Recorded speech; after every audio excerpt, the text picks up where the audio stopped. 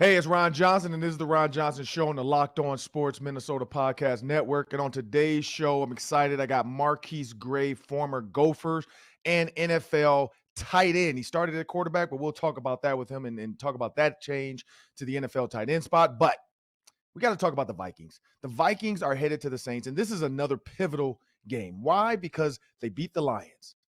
They beat the Packers. They lost to the Eagles, which everybody now thinks the Eagles are a Super Bowl favorite. So that's a good team. But now they play the Saints, who we don't know which Saints team is going to show up, which Saint team is going to play. Now, they did travel early, and the Vikings are going to travel later this week. Now, whose plan is going to work out better? We'll talk about the favorite in this game and why. BetOnlinenet has them as a 3-point favorite to the Vikings. But is that enough, or is that just right? Stay tuned. On the field, in the broadcast booth, Ron Johnson is Minnesota sports. One-of-a-kind opinions, big-name guests, the teams you care about every day. It's the Ron Johnson Show, part of Locked On Sports Minnesota, and it starts now. Hey everyone, I'm Ron Johnson. This is the Ron Johnson Show. It's a beautiful, chilly Wednesday. I don't know about you Minnesota folks, but I am trying not to turn my heat on just yet. My wife every morning wakes up. She tries to make it look like she has 50 layers on when she's sitting in the living room, reading a book in the morning when I get up. And I'm like, I'm still holding out. I don't know. And we'll talk to Sam about that, about the heat. But they're going over to London. The players are going to London. We've talked about that with the Vikings Saints game. Don't know the weather over there. Haven't even looked at it. But before we get into this BetOnlinenet odds favorite and who's right and who's wrong and where should the line be, make sure that you know that you can now find the Locked On Sports Minnesota on Amazon Fire and Roku. Download the Locked On Sports Minnesota app to get all your favorite shows. Well, as we jump into today's show, I got to bring Sam Ekstrom in and just talk first. Just knock it out. Sam, 30 seconds, not even. Where are you with your heat in Minnesota? Because I keep seeing these tweets from Minnesotans saying, at what point are you going to turn your heat on? Yeah, so I really hate being cold in my house, and I feel like our house runs cold as it is. Like, the basement that I record in, by default, is 64 degrees. I really don't like being cold, so I'm probably more like your wife. I'm going to turn the heat on sooner than later and make sure that we're 68 baseline. And then, if we do have a warm day, then we'll put the cool back on and kind of fluctuate. But I'm kind of a wimp around the cold, I'll admit it. Well, I bought one of those home packages. I'm always against that kind of stuff. But the older I get, the more I get like my parents. And so I bought one of those home packages where they come every spring, winter, fall, whatever, and they check all your stuff, the air conditioner, the furnace, they check your gas lines, they check the vents, all that stuff, like the home maintenance stuff that I normally am not going to do. They check to make sure your filters are changed and all that stuff. And so this last visit, of course, they tell us that there's a slight crack in something in the furnace. And so we can either get it fixed, which is about half the cost of a new one. So, of course, I'm like, well, why would I just get it fixed and then pay half of what it would cost to get a new one?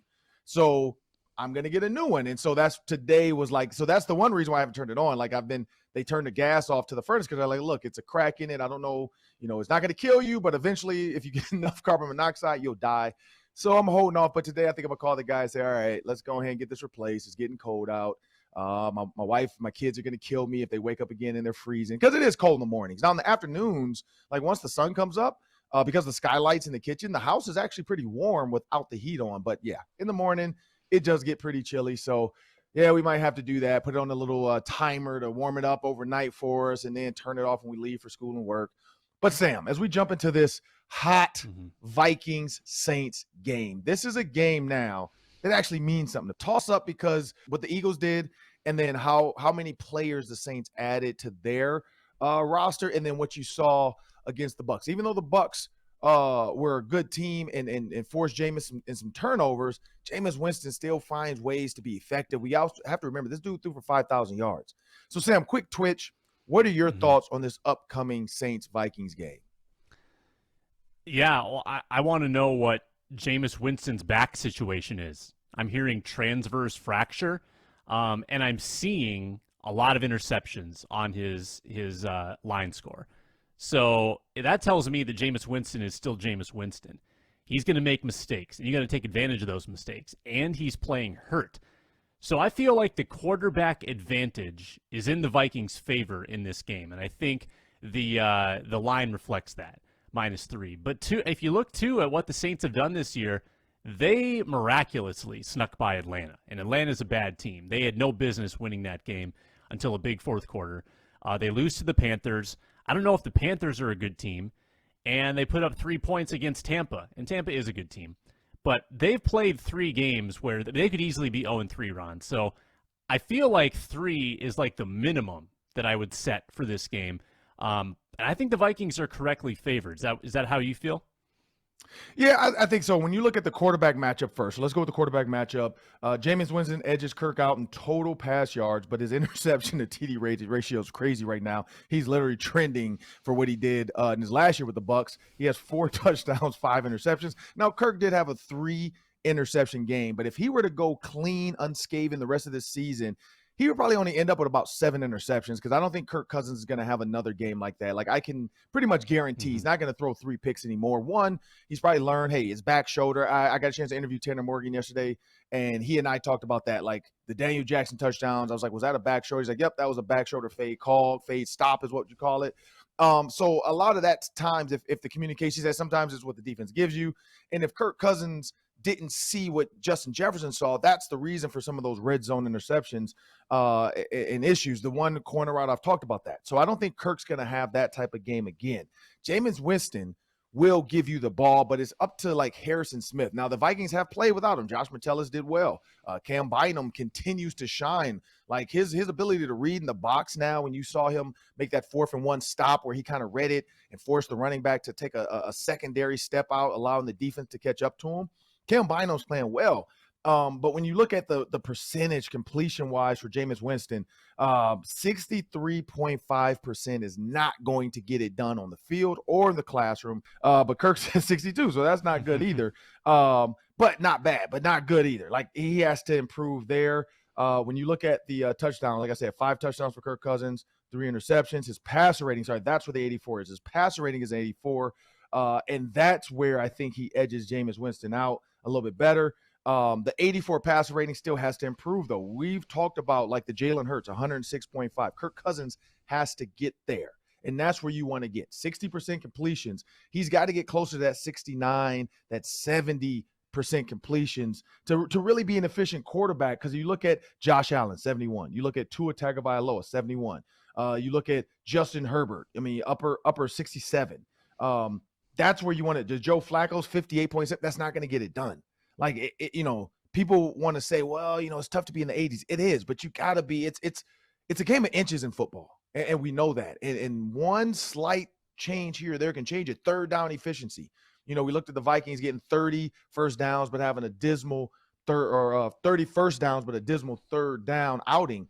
You have to find ways to subsidize, and that's what they did on 1st and 2nd down. But you still got to be pretty good on 3rd down as well. You don't want to always end up punting. I mean, to be 3-16, it's not good.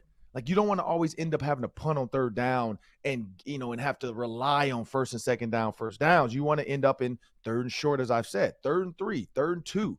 Those are manageable 3rd downs where the defense can't really figure out what you want to do, which means you got to be a little bit more efficient on 1st, 2nd down. Nothing wrong with getting first downs on 1st, 2nd down, but then if it's always that boom or bust and then you're not getting them, then you're putting yourself in terrible 3rd down situations. So you got to figure that out. And so what Kevin O'Connell has to do now is figure out his way to do it. How am I going to get into this? And offensive coordinators, like people always say, the first 15 plays are probably scripted, give or take. After that, you got to get a feel for the game. And this is what I will say. That's kind of a sneaky thing, and I'll pay off the tease as far as a 3-point favorite in my opinion. But Garrett Bradbury has not looked bad. Like, I think Kirk Cousins being able to change some plays at the line of scrimmage, Kirk Cousins be able to get in some plays that work, Kevin O'Connell putting them in better situations. He has not looked as bad as they even thought, I think, because they kept saying he has to improve here. He has to improve here. Maybe that was a Jedi mind trick to say, dude, get better. Like, this is not your job. You have to win this. You have to improve. Ed Ingram looks like he belongs, like he's playing well. You're not seeing him getting blown back into the quarterback's lap every game like we've seen in the past with Vikings guards. Ezra Cleveland continues to improve. The tackles have been great. Like the tackles have been really good. Like we don't even talk about getting blown by and blowing up the backside of the quarterback, knock on wood. So we don't have that in this coming game, but because Cam Jordan is a beast, but we have not seen the tackles have been good. I think the one downfall spot, because Dalvin Cook looked good, Alexander Madison looked good. We know Justin Jefferson, Adam Thielen looked good with KJ Osborne. It's been the tight end. Irv Smith has been the one line where you're like, man, if only he could find a way to get a little bit more wiggly, a little bit more loose, create a little bit more separation.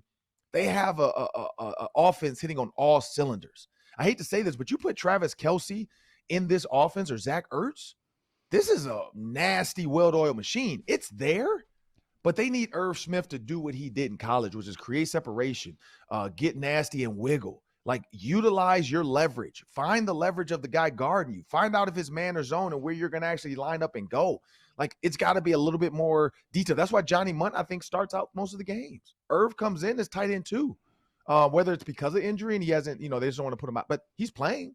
But Johnny Munt is going out there as their tight end one in a lot of their running, passing situations. Irv comes in certain formations, but I don't think they're completely sold on Irv, but he can earn it. He can earn it. But in my opinion, the 3 points, I think that's right. I think that's right for the simple fact of it's a neutral. Like if you were in New Orleans, I think it might be a little bit more even, if not give the Saints a 1.5 point favorite because of the crowd noise. But now that it's even, both quarterbacks are gonna have to deal with noise because those fans over there are fans of everything. Like you're gonna see jerseys from every team except for probably the Browns represented over there, and you're gonna have so many different jerseys out there and fans. They just want to cheer. Like they don't care who's on the field, who's making up. Now you're gonna have a huge UK Vikings following because we know there's a huge following in the UK for the Vikings. So you're going to have that. You're going to have a lot of Vikings fans travel. I see a lot of the Vikings wives already packed up and ready to get on the road Thursday. But that's the key is like, what is this going to look like when they get there? And I'd say the Vikings they're going to have the early edge for the simple fact of I think Kevin O'Connell's quarterback is better. And I think his offensive strategy is a little bit better. I think Jameis Winston goes into games just thinking like, you know what? If all else fails, I'm going to just throw this thing up and hope my guy can make a play. And that's why I think, having Harrison Smith in this game is going to be key. Hopefully he can get back on the field because he's a great center fielder and he's a great weapon when it comes to that. Nothing against Josh Metellus. I don't think Josh Metellus can do what, and everybody knows that, what Harrison Smith can do back there just from a knowledge standpoint of knowing like, hey, I'm the helper. I'm going to disguise it and do this, but I'm going to get back in center field. And when he throws it up, I know I can close on that. Because Jameis is going to do that. He's going to do that here and there. But he also can get hot and really hurt you. So I do think that is a good number for them as far as a favorite. But coming up, we got Marqueis Gray joining me in the Hanging with Ron Johnson segment. But before we do that, we have a word from our sponsors. We've been telling you about the lines from BetOnlinenet. That's your number one source for football betting info this season. Find the latest developments, team matchups, and news at BetOnlinenet, which has the best, most up-to-date analysis. The Vikings are -3 against the Saints on Sunday. Over-under 44. So they're thinking like a 23-20 Vikings win in that game. It's not just NFL. It's NCAA football. It's MLB. It's UFC. It's golf. It's everything. It's BetOnline.net. Check it out online on your mobile device and learn more about the action. BetOnline, where the game starts. Well, now it's time to hang with Ron Johnson. I got my boy Marqueis Gray. I don't think if Marqueis Gray's kids didn't play basketball, I would have forgot to reach out to him. His sons are playing for Eden Prairie Youth basketball. They made the top team, and of course, Marqueis has to get them their numbers. So he reached out to me because I work with the program, and so we had to get them the numbers they wanted for the season. I did put the request in, Marqueis, just to let you know. So I know they said they're going to try to set the roster if they have their sizes and the numbers they want. But Marqueis, man, I want to thank you for joining me on the Ron Johnson Show. I'm going to jump out there, man. You played in a time where, you had to decide from college playing quarterback, going to the NFL, what you want to do. What was that transition like going from quarterback in college, one of the top college quarterbacks in the Big Ten, one of the most exciting quarterbacks in the Big Ten, to NFL teams saying, hey, I think you'd be better suited at tight end? Oh, it was very hard going from quarterback to tight end as well as doing special teams. No, I felt like I had the privilege of one of the NFL teams. I think it was the Jets. They wanted to bring me in as a quarterback, and then I had other teams that wanted to bring me as a tight end. But I was a 49er boy growing up. My oldest brother was a Jerry Rice fan, so it was. And then they had all the firepower there too. It was the year after the Super Bowl where the lights cut off too. So I was just like, hey, let's try tight end over with the 49ers. Get to learn from Vernon Davis and of course using my athletic ability, I felt like I'll have a longer career playing tight end. But what I didn't realize was how strong those boys were, man. And that was one of the things that took the longest to adjust to, besides getting more conditioning and running around a lot. I did some running at quarterback, but I didn't run. Like, we had to cover the whole field in special teams practice. So I can't lie. I mean, when I got to training camp with the 49ers, man, I was ready to call my wife and tell her I'm ready to pack it in. I didn't expect none of that. Like I said, I'm coming from quarterback. All we did was take drop steps and we throw the ball a little bit. But I'm going from covering the field the whole time in special teams and going right back to O&D. It was brutal. But as far as the transition, it was extremely hard. Not the mental aspect. Well, yeah, I can't, because the offense we had, it was pretty hard too. Coach G-Rowe, who's offensive coordinator for the Ravens now. He was my OC, and that offense was something special. Yeah, man. And so, looking at, and you brought up your wife. And so Tanner Morgan, I interviewed Tanner Morgan yesterday, and Tanner is a married college athlete. You were basically a married college athlete as well. What was that like, basically being married in college? I got married. Yeah, I actually got married my senior year. Got married, and during our bowl game, and I was scared to tell Coach Kill, hey, man, I just got married. He was like, I love Coach Kill, man. To this day, I still remember everything he done for us. He offered to, he said he got messed up. He got mad that I didn't invite him to the wedding. We didn't even have a big wedding. We really got married at the Mall of America because I was in college. We didn't have no money, but he understood it. He was all for it, and he allowed my whole family to come down for the bowl game, and we had a great time. But yeah, it was hard at times, just knowing that I got to do practice. I had the twins too, but I had to put all that aside, focus on getting the bigger picture, which was providing for the family that I just created. So I wouldn't say it was hard on that part, but it was mainly hard on just focusing, balancing everything together a little bit. Yeah, and I'm going to make sure we get this clip to Tanner Morgan. So what advice would you have for Tanner Morgan? Because he's literally in your shoes. He's been married for 3 months. Manly, I would just say take it one day at a time, man. Continue to, once you're on the field, focus on the field, and once you're at home, focus at home. Don't combine the two, because the minute you do, that's when everything will start to fall apart. So, like I said, what's on the field stays on the field, and what's at home stays at home. Yeah, man, that's good advice. That's good advice. So let's talk about Coach Kill. You brought that up. Coach Kill, you had Brewster, who recruited you. I remember watching you in the Army-Navy game, and you committed to Minnesota. And then you end up and your hat was a little bit too small, I think, but it was. But you committed to Minnesota. Everybody's excited. Big, strong quarterback coming to Minnesota under Brewster. Had some turmoil years with Brewster, and then all of a sudden now you get Coach Kill. What was the transition or the differences between Kill and Brewster? I don't want to say, like, they said Brew was like a car salesman. I wouldn't say that. I mean, Brew was mainly one of the main reasons why I got here. I mean, you just felt home, and the fans too. Like, I only took one official visit, and that was here in Minnesota. So between Coach Brew and the fans, that's what brought me here. So there's nothing I can really say bad about Coach Brewster. And then once we got Coach Kill, he believed in me. He gave me the opportunity, even when I didn't have bad games. He kept me in there, encouraged me, and I felt like we just had each other's back through everything, through his epilepsy seizures, and through my bad games. Like, I would say probably my worst games was the first game of the season when we were in Las Vegas, when we played, I can't remember the team name, but I've been out of school so long. But what school? UNLV, yeah. Okay. Incomplete pass. I mean, we won the game, but he stuck beside me, and that let me know that he was for me. Like the first day I met him, we ran into each other in the hallway. Once he got the job, gave me a couple compliments and told me that I'm his guy. He was gonna stick it out to me, and he did.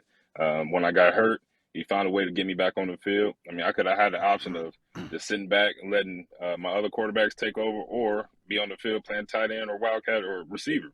And me being an athletic person, like I said, I wanted to be on the field. That was the main thing. So I put my pride to the side, learned a new position, and he backed me up throughout all the way. So I love both of those guys. Yeah, man. And so you look at now Coach Keel, and now he's still coaching, and he, just played the Gophers. Gophers are, number 21 in the nation now. So clearly they are a lot better than people even assumed early with some of the early wins.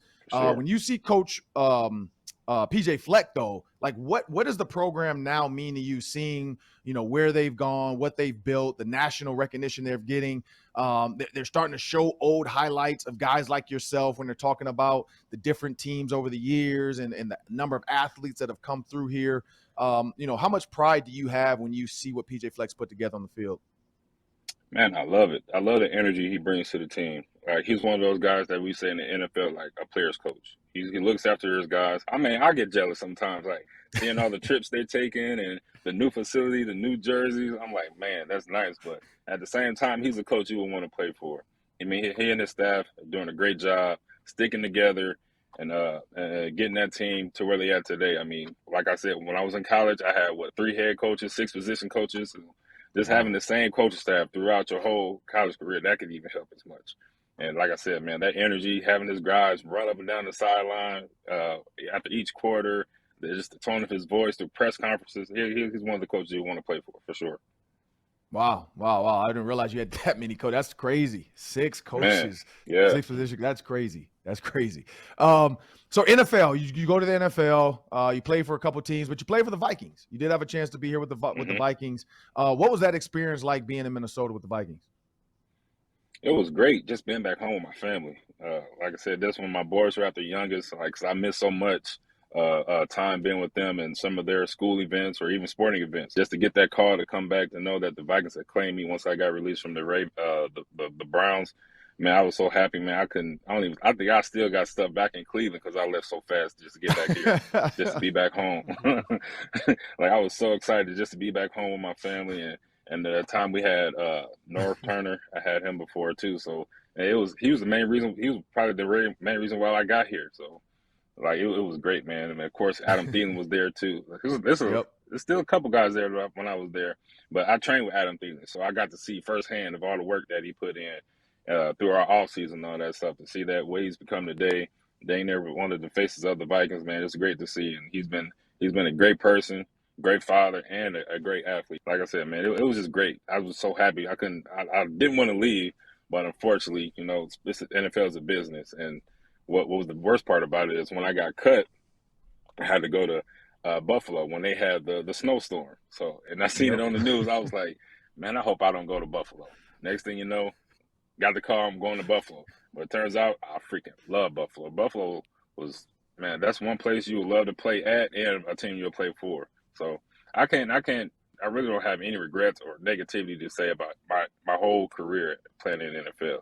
But I was so happy to be blessed to play with the Vikings and be back home with my family. So that was one of the highlights of my career. Yeah, man. So looking at quarterback, so you play quarterback, but you end up playing tight end.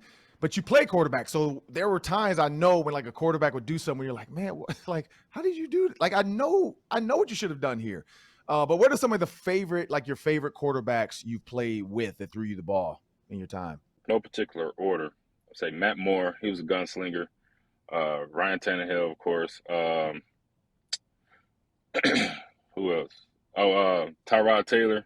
Man, if you're talking about in the NFL, putting headaches on defenses and having a defense manage to defensive coordinator managing a dual threat quarterback that can pass the ball too. I was about to say that dude, man, he could throw the ball. He got an arm. He's very accurate, very smart too. He was like one of those. I would say he was one of my big brothers too. Because sometimes when I would come into the training room, I would like to drink like the little Welch's grape juice. He's like, man, put that down and drink some water. Like, you're right. I'll do that. But at the same time, man, that dude he was on every little detail, making sure guys was in the right spot, just being an overall field general as a quarterback. And I was probably like one of my top 3 quarterbacks that I played with for sure. Tyrod Taylor. And when you look at this Gophers team, last one before we jump into the Daily 3, when you look at this Gophers team, now people are saying Penn State's the next test because Purdue, nothing against Purdue, but Penn State, Illinois is a sneaky one. But then you got Wisconsin, Iowa. What do you think the Gophers' chances this year now are going to the Big Ten championship game? Very high, very high. And being an athlete and being a guy in the NFL, you notice that any given outcome can happen on any given day. So as long as they continue to play the way they have been playing, they should be Big Ten champs, 100%. I mean, they're like you said.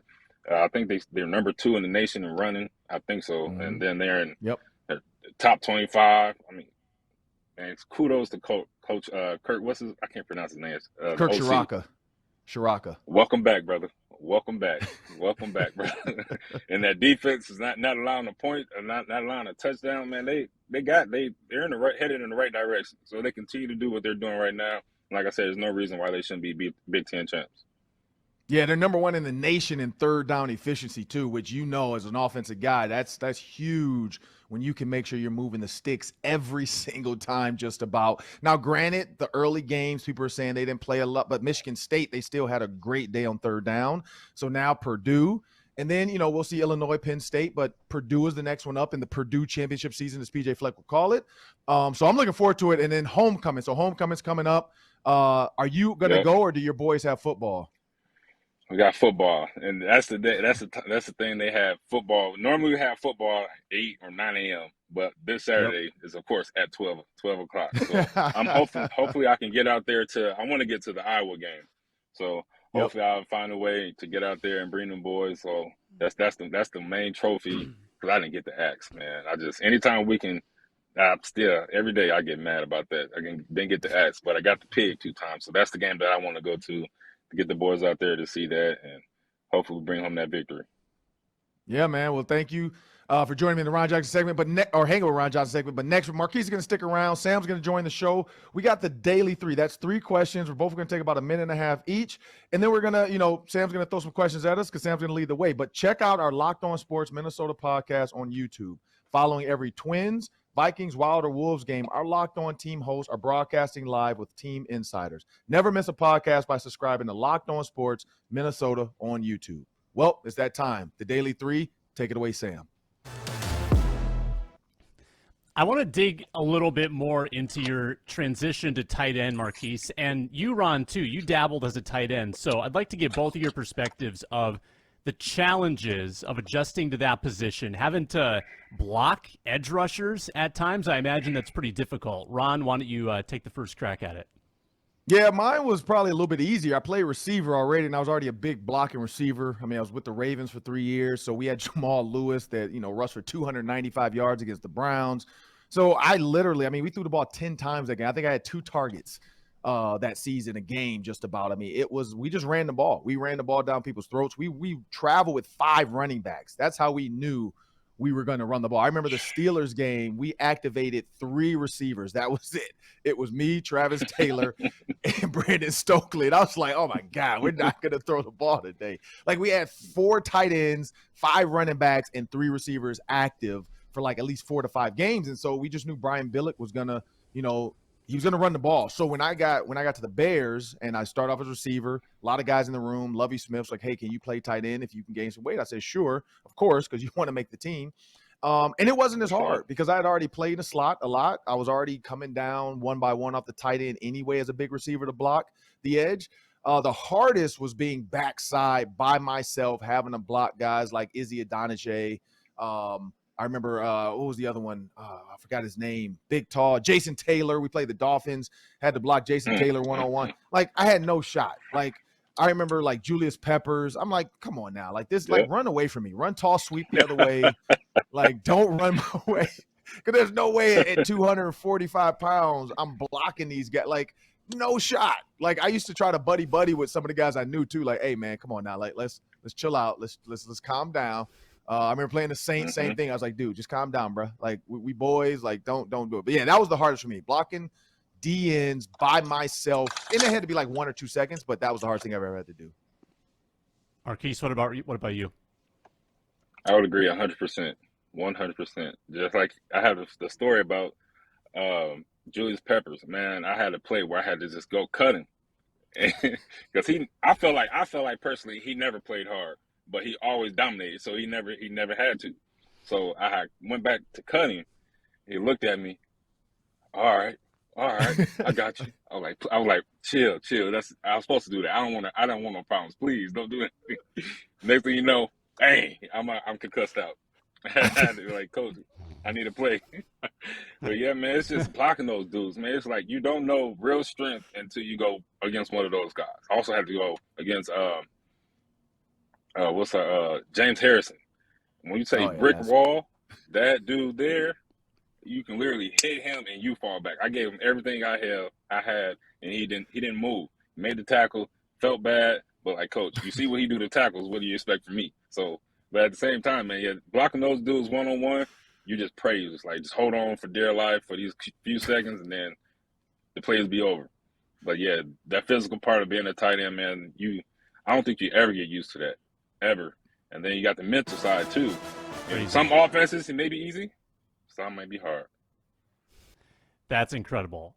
Second question for you guys. What was your favorite NFL venue to play at? Any stadium that you played at in your career? Ron, what would you say? Favorite NFL venue. Honestly, you know what? Back in the day, I'd say the Falcons. Like playing in Atlanta. Michael Vick was there, so that was just. I mean, I was a fan, even though I didn't have to go against him. He was the other quarterback. But getting a chance to meet Michael Vick on the field before the game, we were the same age, but he had left early. I remember he was at Virginia Tech, and so we got to talk to him. But that's that venue in Atlanta back then with the Dirty Birds and all that stuff. Ray Lewis, unfortunately, had just had some situations off the field, so their fans were absolutely brutal. I mean, we showed up dudes dressed in like prison outfits with bars and all this stuff with the Ray Lewis jersey on behind bars.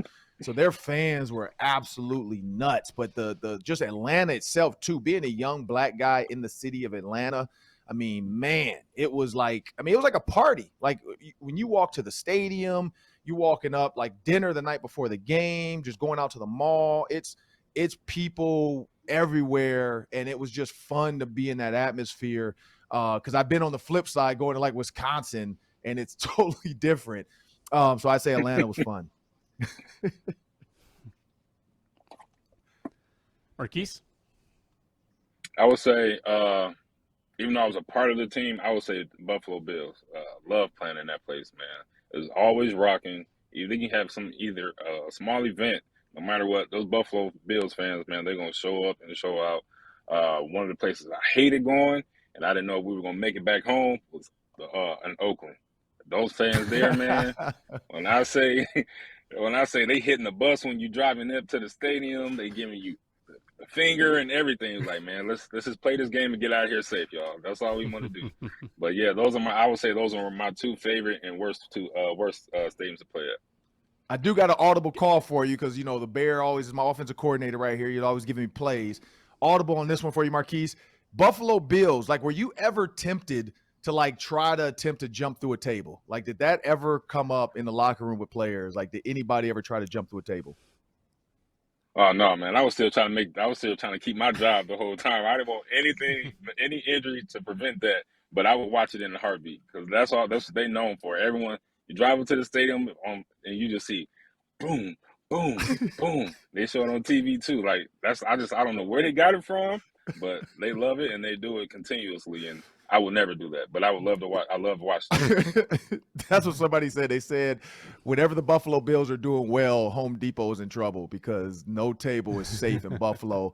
And then another one, which I truly believe, they said if the Eagles and the Bills somehow make it to the Super Bowl, there's no city in the world that can hold that much chaos from two fan bases that are absolutely nuts.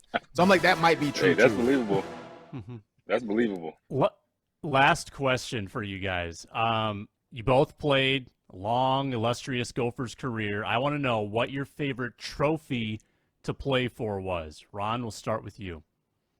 Man, I mean, I'd say, like, in my career, I'd say the Hawkeyes was a good one because we beat them 3 out of 4 times. It was always close back then. Both teams were always fighting for like that last, like, 2 or 3 in the Big Ten to try to get to the better bowl game. For at least 3 of those years, we were. One year we were just on the border of my freshman year, but after that, we kind of got it together with when Tyrone Carter kind of came into his own. Glenn Mason started to get it figured out. So it was Iowa. But, I mean, between Iowa and Wisconsin, I think both, like, being at Wisconsin, we only won once, like, and that was my senior year. But, being at Wisconsin, playing their fans, like, all the games, we went to overtime against them with Ron Dane here in Minnesota. So it was never a blowout. It was always close. We had, like, a last-minute drive. They beat us in Wisconsin as well. And then in Minnesota, I don't think it was close. I think it was like 29-17 or something like that. So that was actually fun to finally have a game where it didn't come down to the last minute, even though I still think my sophomore year they cheated us because I really don't think Ron Dane, like, I don't think he scored. There's no way he scored, but whatever. it's a different story. But I think Tyrone Carter stopped him on that 4th down. They said he got it because it's Ron Dane and the media wanted him. He was the Heisman darling and all this other crap, but we absolutely held him to, I think, like the lowest run total he ever had that season. He came on the podcast earlier this year. He actually talked about that, playing against Minnesota and how hard it was to play against that defense funneling to him. But, yeah, I'd say Wisconsin and Iowa, those 2 trophies were the best for me. Marqueis? Yes, same for me. I would say Iowa because I got the trophy twice. I always wanted that axe, man. Like Ron said, playing at their stadium and hearing the jump around song, the field vibrating a little bit, and that's why I get so happy when the Gophers today get the axe. So I would say, yeah, the Wisconsin Badgers and the Iowa Hawkeyes. So I love beating Iowa, but never got to beat Wisconsin. I feel like Iowa.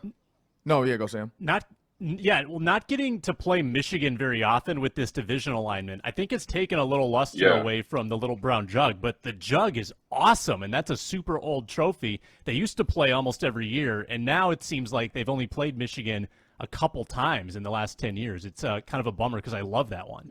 Yeah, it's going to be like every 6 years almost, but then I think once this UCLA, USC comes, I think they're going to have to realign it and change it up. They are saying they're going to take the alignments out and make it like a randomized schedule every year. But they, who knows? Who knows with the money?